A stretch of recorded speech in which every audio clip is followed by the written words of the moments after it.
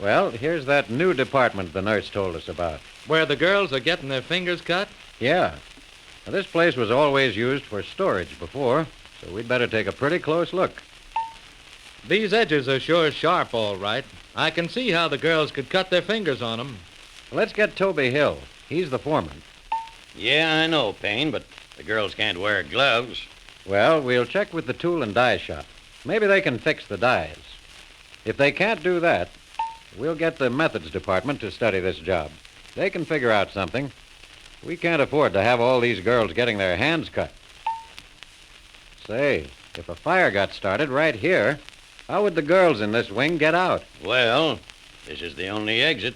And no fire escapes. Yeah, pretty bad. But what can I do about it?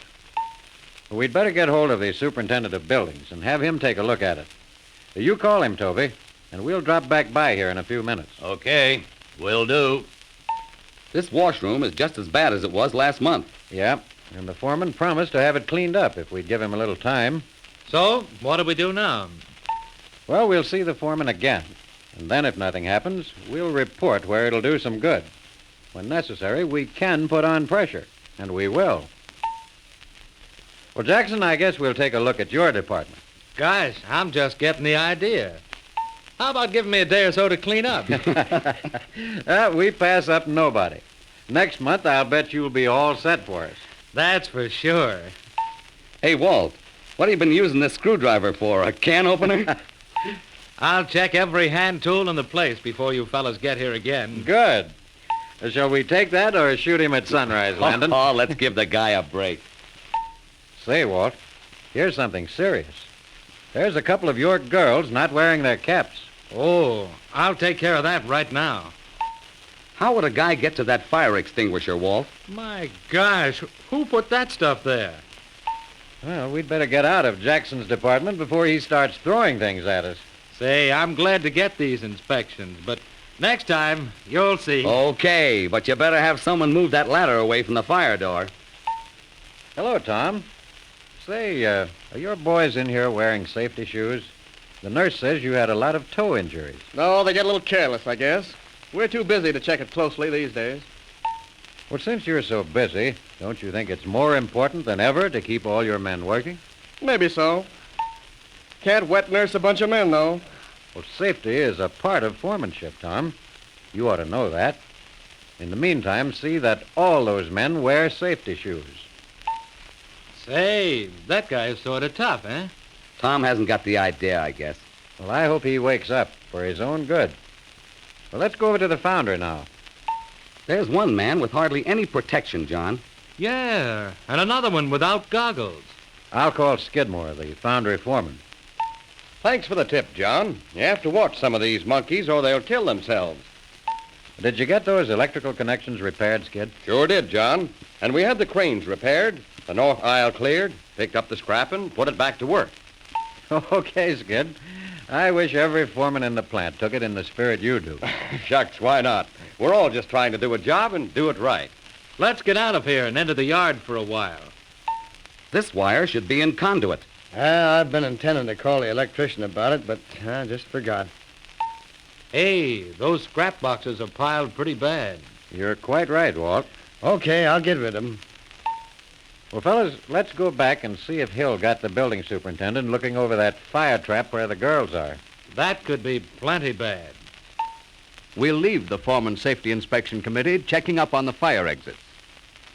Watching John Payne and his committee at work, we inevitably come to an important conclusion: that the department foreman is the most important man to any plant in maintaining a good safety record. The smart foreman will take all the help he can get from his men, from inspection committees, and inspection reports. In conclusion, let's take a quick look at two safety inspection checklists, one dealing with unsafe practices and the other with unsafe conditions. Let's start with some of the unsafe practices. Using machines, tools, or other equipment without authority. Working or operating at unsafe speeds.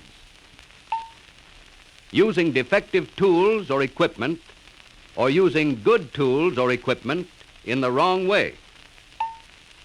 overloading, crowding, or handling objects or materials unsafely, working under suspended loads, open hatches, shafts, or scaffolds, repairing or adjusting equipment in motion, failing to use safety protection devices or clothing. These and many other unsafe practices are primarily the responsibility of the successful foreman. Let me give you also a quick checklist of unsafe conditions. Machines, belts, oiling devices, tools and appliances not in safe condition for use. Guards and other safety devices misplaced or otherwise inoperative. Ropes, tackle, chains, and all hoisting equipment that is defective. Unsafe condition of conveyors, trucks, overhead cranes, track cars, motor vehicles, wheelbarrows, elevators, switching tracks, and equipment. Unsafe electrical equipment. Faulty ventilation or inadequate dust protection equipment, fans, or exhaust systems. Possible dangers from the storing, handling, or use of acids, caustics, chemicals, gases, explosive materials, cutting oils, and compounds. Storage, piling, or loading of materials beyond bounds of safety. Fire hazards of any kind. Improper or insufficient lighting, either natural or artificial. Poor housekeeping.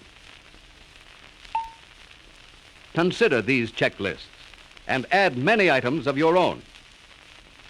As a foreman in a production plant, you have a grave responsibility to your men, to yourself, your company, and your country to stop, look, and listen for unsafe practices and unsafe conditions. Accidents don't happen. They are caused and therefore can be prevented.